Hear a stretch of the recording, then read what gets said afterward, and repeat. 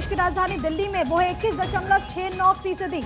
UP में सुबह 11 बजे तक 27.06% मतदान हुआ। हरियाणा का अगर आंकड़ा जो हम देखें तो 22.09% वोटिंग हुई है। जम्मू कश्मीर में सुबह 11 बजे तक 23.11% वोटिंग हुई। और मुझे लगता है आयुष कि लोकतंत्र का ये जो उत्सव है, सबसे खूबसूरत तस्वीर जम्मू कश्मीर से ही आ रही है, क्योंकि लगातार वोटिंग परसेंटेज में इजाफा हो रहा है। और जिस सीट पर अनंतनाग राजौरी की जो सीट है जिस पर मतदान चल रहा है, वहां पर 2019 में सिर्फ 8.98% वोटिंग हुई थी। सुबह 9 बजे तक का इस बार का जो आंकड़ा था वो 8.89% था। और अब ये जो वोटिंग परसेंटेज है वो 23.11% हो चुका है। ये जाहिर में है कि उत्साहवर्धक तस्वीर है। दूसरी तरफ अगर दिल्ली की बात करें तो दिल्ली में आतिशी ने यह आरोप लगाया कि बहुत स्लो वोटिंग हो रही है, जिसको लेकर के उपराज्यपाल का ट्वीट भी आया। लेकिन इस वक्त आपकी टीवी स्क्रीन पर आंकड़ों के जरिए 11 बजे तक कितनी वोटिंग हुई है अलग अलग राज्यों में, वो लगातार जानकारी हम पहुंचा रहे हैं। सुबह 11 बजे तक 25.76% मतदान हुआ है। इस पर संजय जी आपका एक रिएक्शन, और खासतौर पर दिल्ली को लेकर के, क्योंकि लगातार आरोप आतिशी और आम आदमी पार्टी लगा रही है कि स्लो वोटिंग दिल्ली में हो रही है।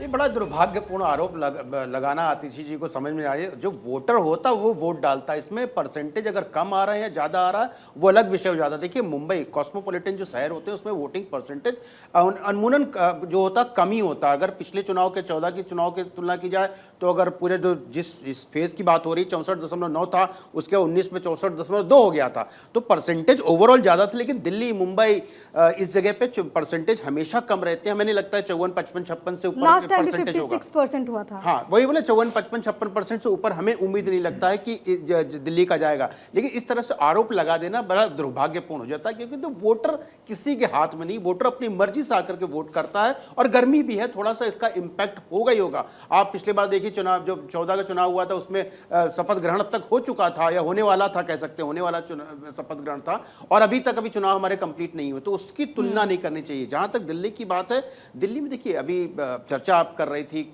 माफियाओं की बात हो रही थी, गुंडों की बात हो रही थी। देखिए, कोई भी राजनीतिक पार्टी हो, चाहे कोई भी हो, वो एकदम ये नहीं कह सकती कि हमारे जो नेता हैं एकदम पाक दामन साफ है, उनके दामन पे कोई भी दाग नहीं। सब में होते हैं, लेकिन दो तरह के मुकदमे होते हैं। एक होता है राजनीतिक मुकदमा, जो किया जाता है, जो सत्ताधारी पक्ष होता है वो विपक्षियों पे करा जाता है, तो 2, 4, 10, 20 मुकदमे सब पे होते हैं। लेकिन मुकदमा 307, 302 का अगर होता है तो संगीन मुकदमे कहे जाते हैं, या आपराधिक प्रवृत्ति का मुकदमा कहा जा सकता है। तो राजनीतिक जो व्यक्ति होता है और उसके विपक्ष में है तो उसके ऊपर मुकदमे हो सकते हैं, प्रिया, कोई बड़ी बात नहीं है। लेकिन यह देखना जरूरी होता है कि जनता का रुझान किस पार्टी और किस नेता की तरफ है। ये नहीं, जनता ये नहीं देख के वोट कर रही है कि कौन माफिया है। देखिए, छवि जो समाजवादी पार्टी की छवि की बात हो रही है, कहीं ना कहीं गुंडों और माफियाओं वाली छवि आज भी प्रदेश के अंदर बनी हुई है। आप किसी महिला से पूछ लीजिए, किसी पुरुष से पूछ लीजिए, किसी सामान्य व्यक्ति से पूछ लीजिए, ये बोलेंगे कि हाँ भाई, गुंडों की पार्टी कही जाती है। मैं नहीं बोलता हूं कि गुंडे उसमें हैं, लेकिन एक इमेज की बात हो रही है, परसेप्शन और इमेज की बात हो रही है।